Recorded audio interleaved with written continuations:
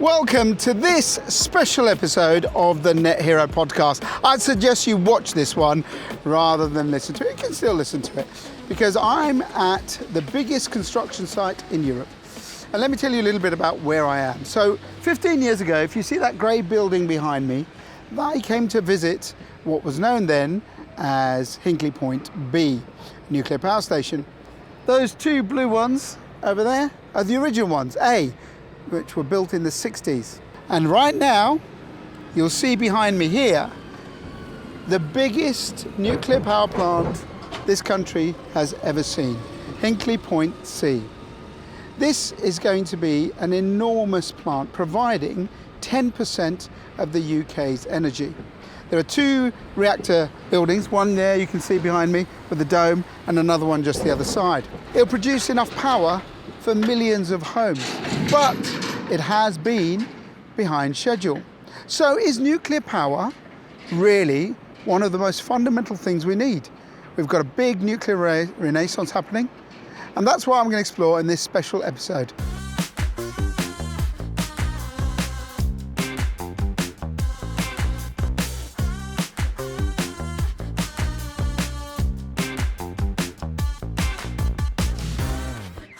What I can't convey to you, either on film or by you listening to this, is the scale of the site. It is absolutely enormous. It comes out as you crest a hill like a giant monument to the future of clean energy. Cranes, trucks, thousands of workers. It is phenomenal. And Hinkley Point C was a big gamble.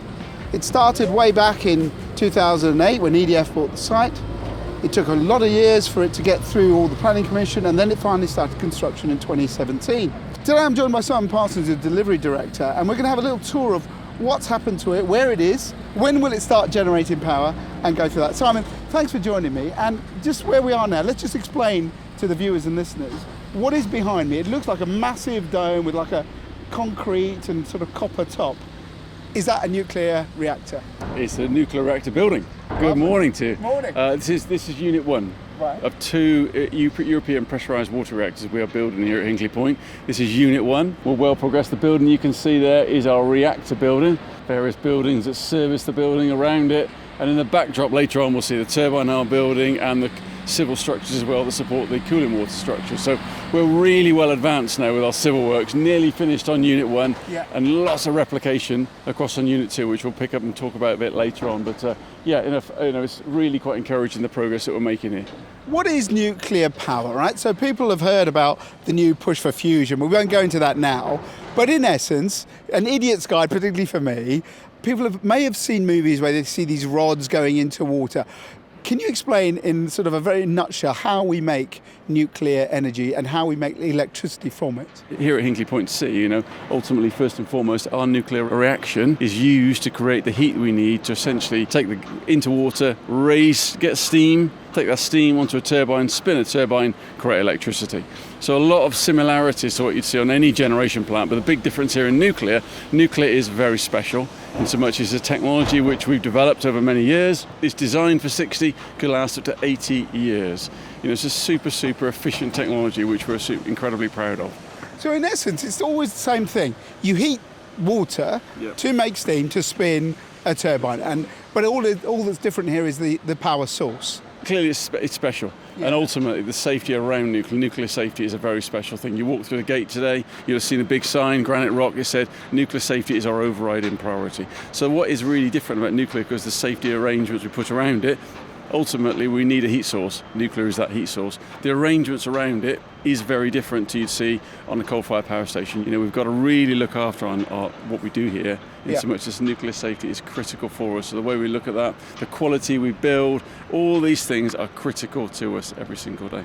I mean, if we look over there in the distance, we can see the old buildings there. So in the potted history of this area, why is Hinkley being a place where we've had like A, I think is the first one, B, I visited and is now closed down, and here's C. Is it just one of those zones that was picked years ago to be like, like people understand coal, right? They find, there's a coal seam, that's why you build a coal power plant. Why did we build nuclear here way back when? It's one of the licence sites which was chosen, 10 licence sites across the UK. Hinkley was one of those. It's a large site for us. Each of these are licence sites in their own right. Yeah. So the technology has moved on. So there's nothing particularly special then? Or do they have to be near water? What's the sort of... They do. All our power stations are near water. But what's specific about all this area as well is around, like all our power stations we have in the UK, we've got a very positive community. Yeah. So we've got a grid connection, which is really good, which supports Hinkley, as it does for the potential options going forward for the government, Heysham and Hartlepool. But particularly we've got a very positive community, we've got land, we've got a grid connection, and we've got a very willing workforce and a willing community. In terms of what we've got there, so just give us a tour of it from the eye. Just describe from the bottom to the top, what have we got there? Because it looks like there's a circular building in the middle with concrete around it. And then there, as I said at the beginning, there's that sort of copper-looking dome. What is all of that? So lots of concrete, as you'd imagine. First and foremost, concrete is there for design. It's also there for safety, to protect the plant from a security perspective as well. This front end, you can't quite see, but this is the fuel building. So we've got new fuel, old fuel going in and out of the unit, which we obviously need to fuel our reactor. And what is the fuel itself? Is it just uranium? Yeah. How's it come? In great long pallets and on tubes, essentially. I mean, Right. the reactor itself is probably around about 3 metres in diameter. Oh, wow. And probably about, it's testing me now, probably about 7-8 metres high.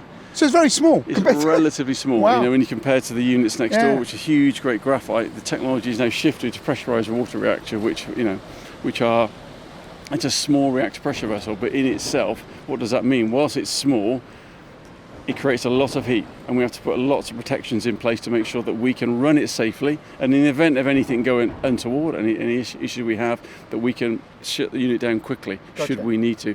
So the way we protect it whilst it's small is critical to us, and a lot of the plant which you will see in the buildings around it are not just the operations, but more particularly the protection systems we've got in place to ensure that we can run these units safely. The sort of circular build at the middle, the reactor will be inside that, right? Well, it'll eventually be inside. It's inside. It is inside, yeah. Is it fueled? It's not fueled. It's not fueled. You know, we see nuclear power station photos, and there always seems to be some steam around them or whatever. So how will these new ones look like to the naked eye of a few years In the time? middle, you've got a reactor, which I've described as relatively small. You've got 4 steam generators. Yeah. So there's water circulating around the reactor and the steam generators all the time. Essentially, it's a closed circuit. Gotcha. And essentially what it's doing is water's getting, we're heating that water up. That's also then going to creating steam. That steam's going to a turbine, as we described earlier on, and then turning a generator. So all of this is just to contain that pressure and that heat? So we've got a containment structure. So it's a 6mm carbon steel liner which sits around it. That's then got a 1.8 metre concrete wall. Wow. Then there's a gap, and there's another wall, and that's really around aircraft protection, seismic capability, all these sort of things which we are very concerned about from a sort of safety case point of view, thinking about the hazards, what could go wrong potentially. We need to protect the public to make sure we can operate this unit safely. So it's a double skin, there's an inner containment and an outer containment. Inside that building is a huge great crane, which essentially allows us to do various operational activities when the units are operating. But in there primarily is our reactor, and around it and then other systems which essentially support the operations and the safe running of the plant. For most people, they would not realise that the actual reactor is a very small part of it. This is all the kind of safety stuff that's around it. Absolutely right, yeah. And that's, I think, you know, for most people, because of Fukushima and other incidents, people have always worried about, you know, I don't think people don't trust nuclear power for being a great power source, but they've been worried about the safety. So this is what this is all about. We've learned for years, 3 Mile Island, Chernobyl, Fukushima, we have learnt. You know, this design here at Hinkley Point has evolved. The reality of this design, it's a French design from Flamanville. As we step through into what people call a UK context, so nuclear regulation, environmental regulation, what does that mean for that design? Well, the reality is it's evolved. When we first said we want to build a nuclear power station, our regulator said, yes, that's okay, but these are sort of things we'd expect you to do to adapt to that design for a UK context. What does that mean? It's more complicated than the original design which we built in Flamanville. That's the reality. There is probably 35% more rebar. You can see the rebar around it inside these structures. There's 25% more concrete. It's the evolution of a UK context.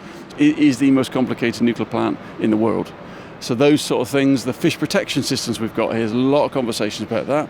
There's an expectation, we've got protection measures in place for our fish. We've got 3 different fish protection systems. But all these sort of things, we've had to adapt to allow us to build this units today. So the reality is when we first started with generic design assessment and a financial investment decision to where we are now, we probably couldn't appreciate that challenge of complexity which we've had to take on board, and we are now doing. We are now working with all our suppliers here and our regulators in harmony to allow us to build this. Are we building it as quick as we want? Probably would like to build it quicker. But the reality is, when this plant's built, people won't concern themselves with that. What they'll concern themselves with is a really efficient unit, as we've seen from this design in China, from Finland and France. When they're on, they sit there and they run really quite efficiently. And from a UK point of view, UK sovereignty and energy and strength and security supply, that is fundamental. That's absolutely fundamental. So yes, it's really hard work and I live with that every day. But the reality is what we'll end up building here, these 2 units will produce 10% of the UK's electricity. Amazing. That is staggering. Yeah. I was a station director at Hartlepool Power Station for 5 years. We produced 2% electricity from those 2 units up there. These 2 units will produce 10% of the UK's electricity. It's phenomenal. Design is challenging, the build is challenging, but ultimately generations to come will really benefit from what we've done here at Hinkley Point. I love it. Let's go and have a tour of it. Okay.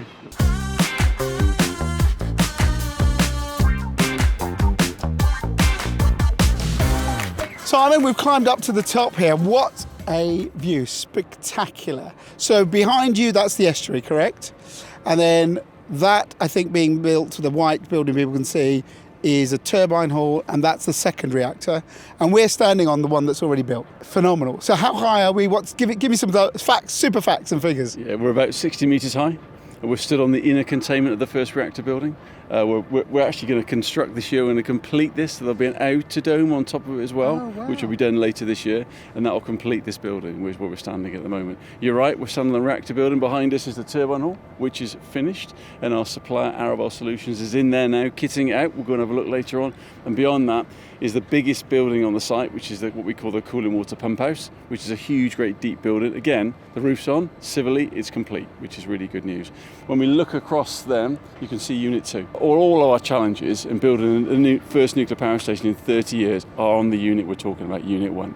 All our challenges we have are built. I'd argue that Unit 2 has been built quietly. We're building it 20 to 30% quicker. So Wow. when we think about serially building nuclear power stations in the UK, it's being played out here at Hinkley Point. Lots of challenges here, first time in 30 years. Then we then stare over there, that is being built in the way we really wanted to build it against the design, and we're seeing 20 to 30% on average differences in the build times. We're building it a lot quicker with less people, which is really quite encouraging. I remember meeting the old CEO, ex-CEO Vincent de Rivaz many years ago, and he said to me, Sumit, you'll be having your Christmas dinner powered by this by sort of 2018, 2020. Now, look, we can't be here and not talk about the delays, because this is where a lot of criticism comes of nuclear power. People have said it's a white elephant, it costs 45 billion, whatever it is. It's like taken so long. And many people who are against nuclear, which has probably been a narrative for a good few years, you've been in the industry 30 years, you said, they've always said that it just takes too long. And this is a case in point. To the audience, can you explain why there have been so many delays for this? Because it's now 5 years, it was supposed to power up 2025, and you're looking at 2030. Almost 20, 25 years in terms of whole concept thing. That's a long time. Yeah, it is. But there are lots of really what I describe very strong reasons about why we are where we are. I think first and foremost, today and in February 2026, what we said to everybody really publicly is we anticipate these units to be on service, the first units to be on service in 2030. And then 12 months later, ideally Unit 2. That's the position which all our teams are driving for today, 2030, so in this decade. That's what we're looking for, first and foremost. You're absolutely right. The comments made previously when we first got into these conversations about nuclear new build and Hinkley Point C, it was a lot earlier than where we find ourselves today. We recognise that, and we're very conscious of that. So what sort of things have happened? As we talked about earlier when we were downstairs, the reality against the original design, when we flowed that design into the UK, our regulators, there's an expectation of what we describe as a UK context. What does it mean for our nuclear regulator, our environmental regulator? What it actually meant was there's various adaptations we've made to the plant. Quite a lot of adaptations we've had to make. So it's more complicated to build. We know that today, we all recognise that. The design is complete, but in completing that design, it's meant it's taken us a lot longer to complete it, and as a consequence of that, there's a knock-on to that. The reality is 30 years on, we've lost our supply chain. We've lost our skill base. We're talking about highly skilled people to build these plants. That's the reality. And we can touch on where we get our workforce from, for sure. But the reality is that skill base, which we saw at Sizewell, we saw for all the plants, and even next door, has gone. It has gone. Just retired, basically. So just retired, moved on, whatever they decided, go into different careers. So the reality is we've had to now rebuild that. And we have had to do that. EDF has had to do that through training centres, and we can touch on how we've done that. So the skill base alone has taken us a long time to get to. Because, building these plants, these are highly skilled people. Highly skilled build isn't the conventional build, for sure. In the period, for sure, COVID's hit us. Yeah, of course. A reality. That's true. And when COVID happened, most of the UK shut down. We did have Unit 1 still running for a period of time, but very inefficient. Today we see around about 14,000 people here in a 24-hour period. We had about 2,000 people here. So for 60 months, so we slowed down, we had the COVID period, and getting going again took us time. And when you combine all those things, and the reality is we've now squeezed our schedule because things are overlapped, because we're now doing things out of sequence. So, we are very conscious of the fact that we want to get these plants online. From an energy security view for the UK, it's really key that we do it, and we are doing everything we can do. But there are some of the principal reasons why we find ourselves where we are today. Cost is the thing that also people will be saying, right? So maybe people will remember it's about 90-something pound, the strike price. So basically how much you'll get paid for generating power, and that's set in stone for, I think, 30 years. I can't remember what it is, but yeah. So, but you're paying this for now. So everyone has to probably understand there's two sides to it, which is it's a big commitment, a big financial commitment, and also a big time commitment. But I want to concentrate on the skills side you talked about just there. In a way, because of the way public attitude and government attitude has been towards nuclear, we're almost, I wouldn't say starting from scratch, but we're sort of having to do it all over again. Yeah, but just touch on, if I may, just very briefly, the people who support HPC financially today. Yeah. CGN and particularly EDF are French, two massive industrial shareholders who build these plants. They are nuclear giants. So we are fortunate to have two very strong shareholders who believe in what we're doing, are right behind us. Yeah, they could have pulled the plug. Absolutely. They put skill, and they're putting not just money, but skills and knowledge into our plant. So we are, with their support, it makes a massive difference to us to have those shareholders, both in France and China, to help us build this. From a skills perspective, I've talked about it a fair bit already, and the fact of the matter is we've lost that skill base over 30 years. We've had to rebuild that, and in part our supply chain has as well. So for instance, we've done a whole host of things, both locally and nationally. There are around about 26,000 people indirectly or directly supporting HPC today in the UK alone. A huge amount of money has been put back into the economy as a consequence of that alone. So just think about that. We have built 3 or 4 training centres around the site. We work with the National Skills for College for Nuclear here in Bridgewater. So we've created educational programmes. Yeah. We're into the local schools, 70 or 80 schools we spend time with, trying to ease people out at a very young age and say, nuclear is a cool career, so we get the people. So we're working huge with the local college. We've created these centres. We've got an apprenticeship programme. When we first started off, we said, well, we'll employ 1,000 apprentices. Today we have 1,700, over 1,700 apprentices and more. Either we've got or our supply chains have got. We've got 70 different apprenticeships. When I left school at 16, you'd be a sparky or you'd be a fighter. Right, yeah. Today you can apprenticeship in catering, in electrician, being an electrician, being a pipe fitter, a business apprentice. So apprenticeship, what we're doing is so broader. And the apprentice today is not what you'd think is a traditional 16-year-old person going to school. It could be a 45, 50-year-old person. Having another career. And what we saw with Brexit, the reality is people in the retail sector, it collapsed. Yeah. And I've bumped into lots of people here, have done all sorts of things, baristas, and now steel fixers. So what's nuclear done? What have we done on this power station? We have given back an opportunity for people to earn money to themselves and their families, but also the UK as well. So the training centres we've created, all the trainings, so all the accesses that people can learn from here is phenomenal. First and foremost, we want those people to build Hinkley and go to Sizewell. But the reality is for the UK, what EDF's done in building Hinkley Point is it's created a skill base to build in the UK. And in the post-Brexit world, that's phenomenal. What you're trying to say, I think, is that there was a lot of delays here, and you've mentioned some of those factors.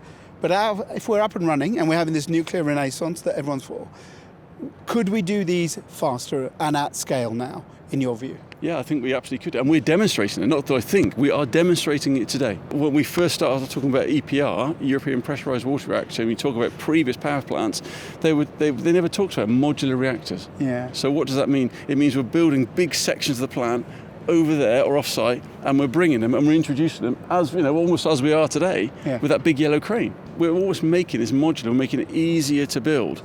So a lot of the steel structures you'll see and the rebars you'll maybe catch on some of your images, we're building these steel walls off-site and we're lowering them in, and then we're pouring concrete. And we're historically, Flammable, every bar was built one by one. Right. All our pools, our tanks, our liners, our pipework. So we are finding ways to modularise. What we're really doing is we're finding to innovate. And what we're doing between Unit 1 and Unit 2, we've learned how to build EPR again. And we're demonstrating on Unit 2 what we can do. So the challenge for Sizewell now is to make sure they take Unit 2 and do it at 3 and 4. That's the real critical thing. And we'll see. I mean, EDF today is wanting and is working with the government.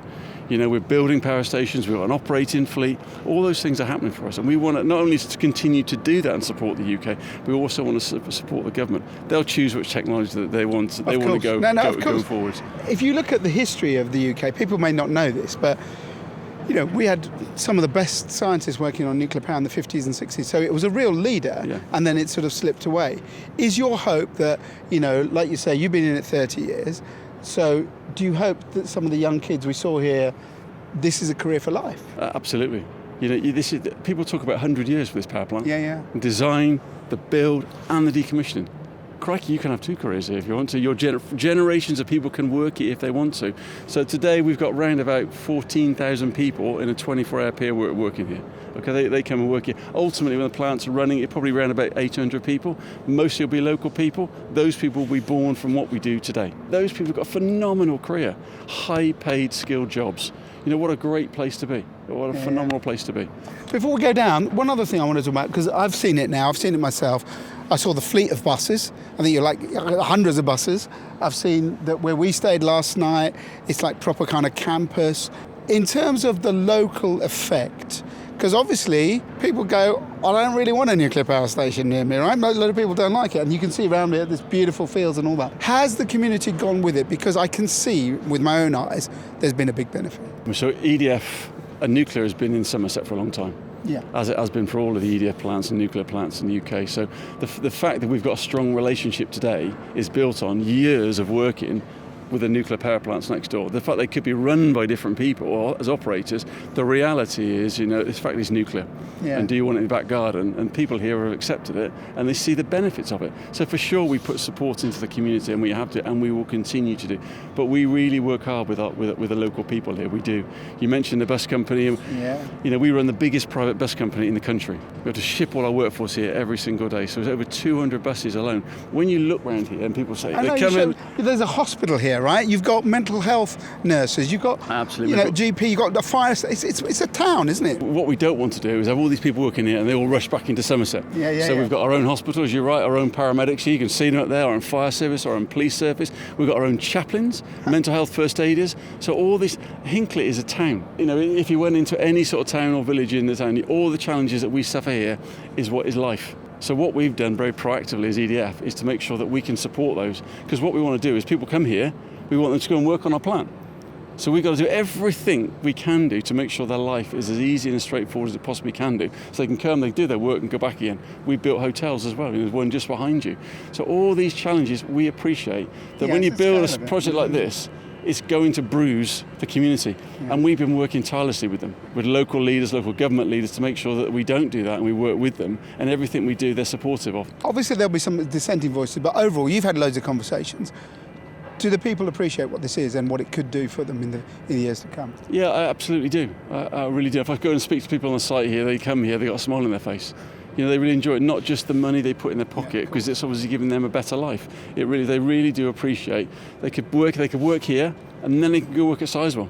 What a wonderful career they've got for themselves, and we hope that they stay in the sector first and foremost, because they may continue to support EPR, they might support SMR, but for the UK, what we've done in building the Hinkley Point C is ensure that we've got a skill base here. We didn't have before we started building. It was not here. And when you think about energy security for the UK and all the challenges of Iran, Ukraine, everything that's going on, it's so important the UK is self-sustainable. So we need a skill base, we need a supply chain, and we have done that. And it's living proof. And as challenges on the days are in Unit 1, when I go across there, I smile. They're also more relaxed, are they, over there? Absolutely. Well, not more relaxed, but I smile because we know what to do. We've worked out to build it. And that's just an incredible feeling.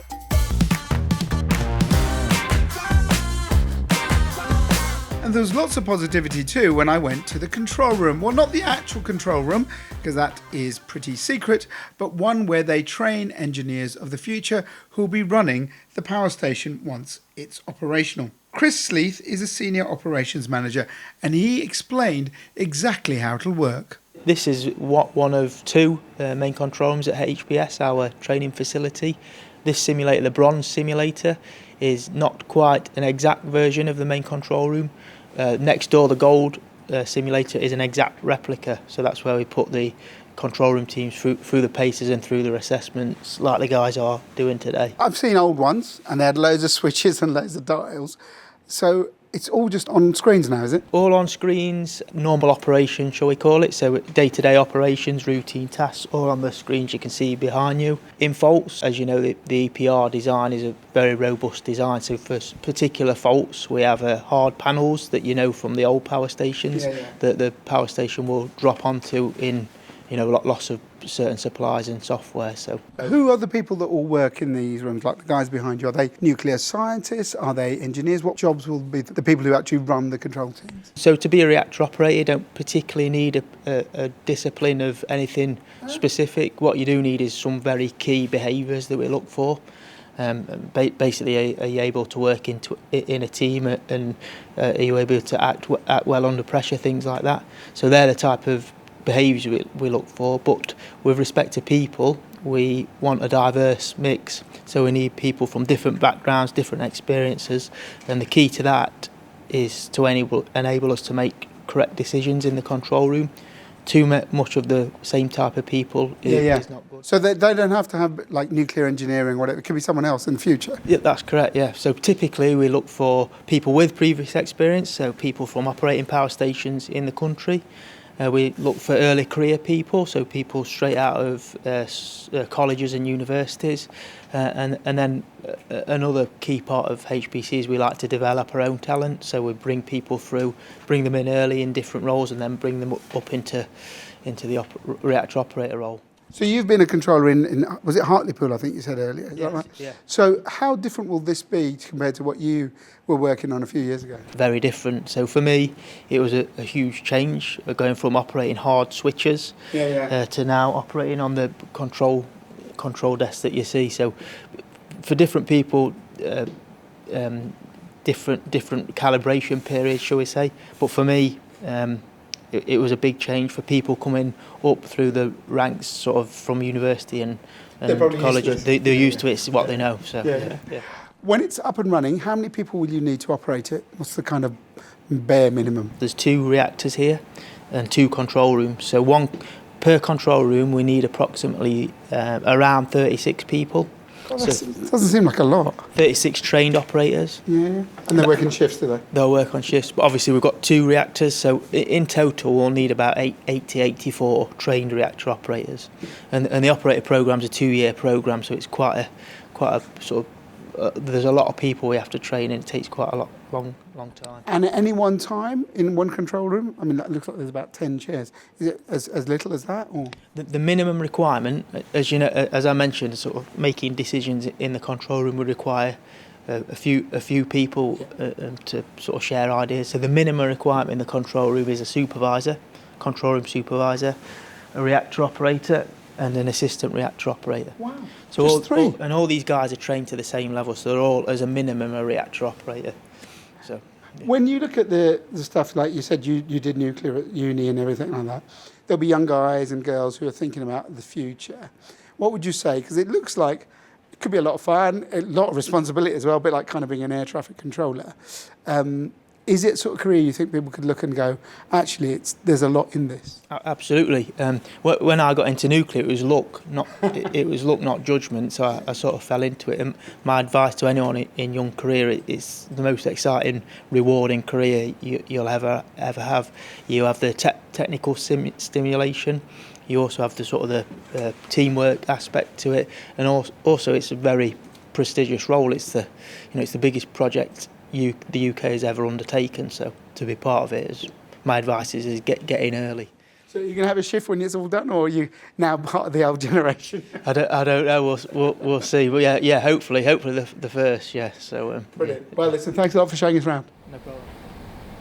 After leaving the control room, I took a walk down to the shoreline to see some of the environmental protection measures this massive power station has put in place. Behind me there you'll see 2 barges, and what they're doing is they're installing a system to stop fish getting trapped as they swim past and come through the water inlet system that's here.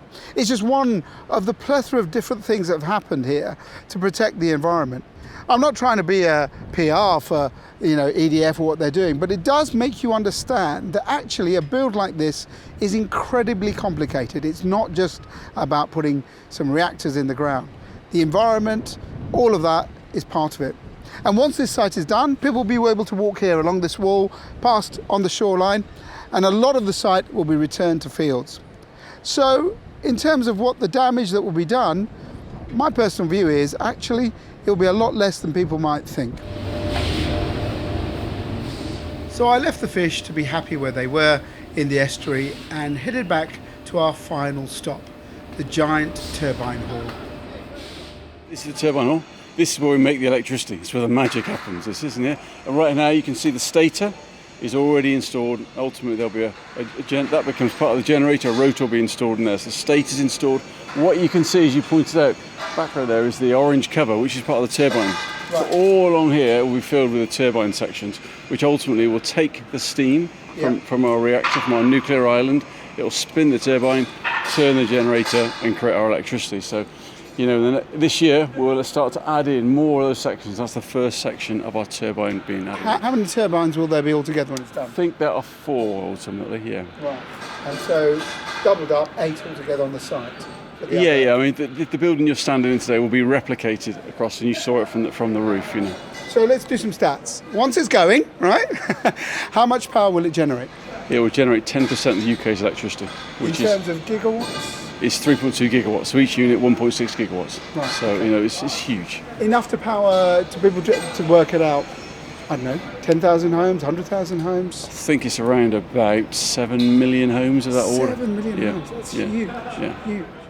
And the other thing people don't probably get, because people don't understand the concept of wind power, batteries, and it goes locally. This will go straight into the grid. This is what we call base load, correct? Yeah, absolutely right, yes. It will be a constant generator sat there all the time supporting the UK. When you have a power station, maybe people think it's just you turn it on and that's it.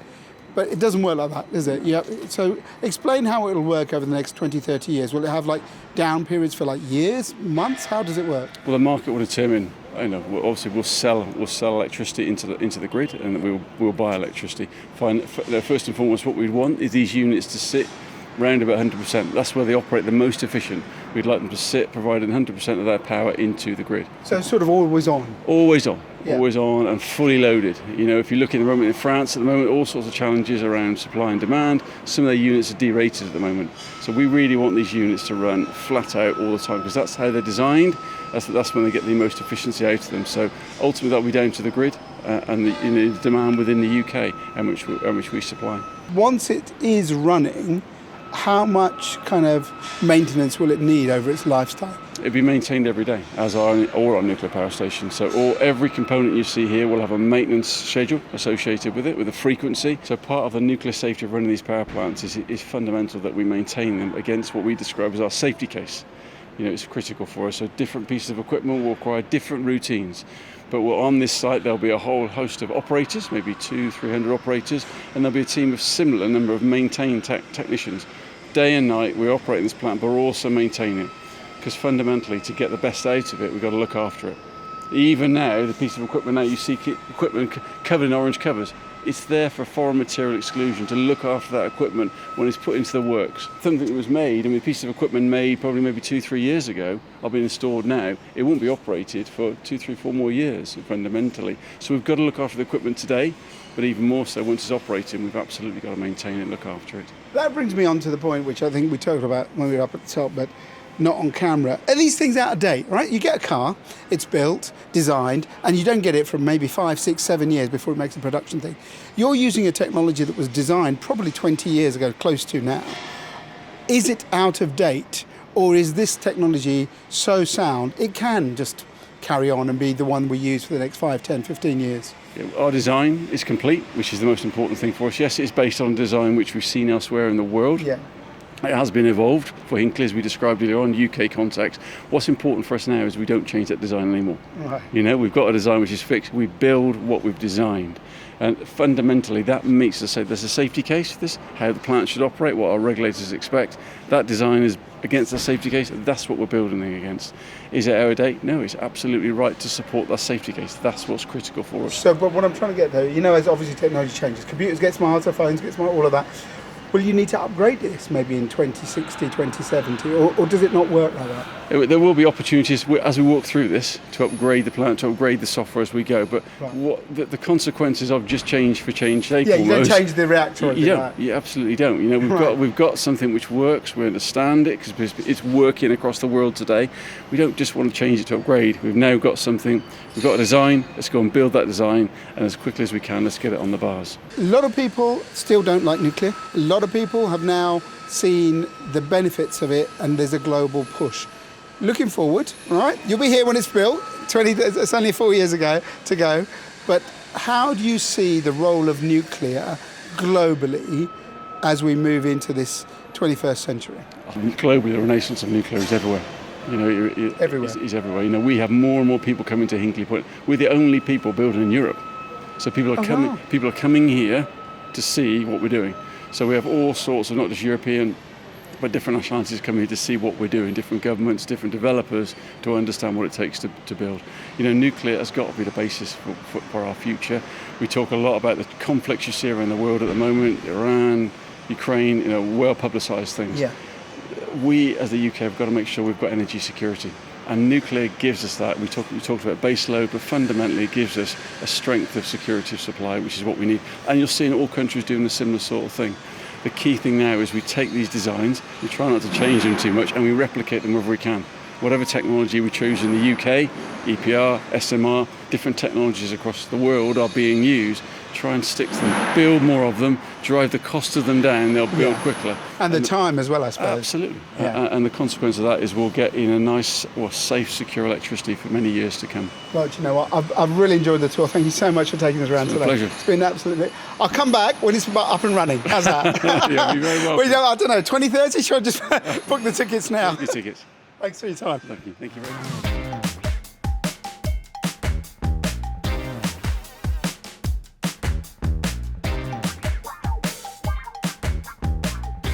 Well, that's the end of my visit here. My thanks to Simon and to Chris. And it's been an incredible visit because I don't think you understand these things till you see them with your own eyes. This podcast that you're listening to, and if you're watching it, we can't give you the full spectrum of what it's like to be here. It is absolutely enormous. Maybe some of you will always think nuclear power is not the right thing. I personally believe it is a vital part of our future energy mix. And what they're doing here is frankly incredible. We will have baseload power, which is so vital, and it'll be part of the clean energy mix alongside renewables, particularly wind and solar. But the future, I do believe, has to have nuclear in it. And this site is one of the most spectacular I've ever seen. Let me know your thoughts, get in touch on the social media channels, and please make sure you subscribe. My thanks to Sohi, not just for the production this week, but filming it all, and we'll see you very soon. You've just heard the Net Hero podcast from FutureNetZero.com. Join us as we help you find ways to cut your carbon footprint as we head towards net zero. Subscribe and follow us on social media. FutureNetZero.com. Better business, better planet.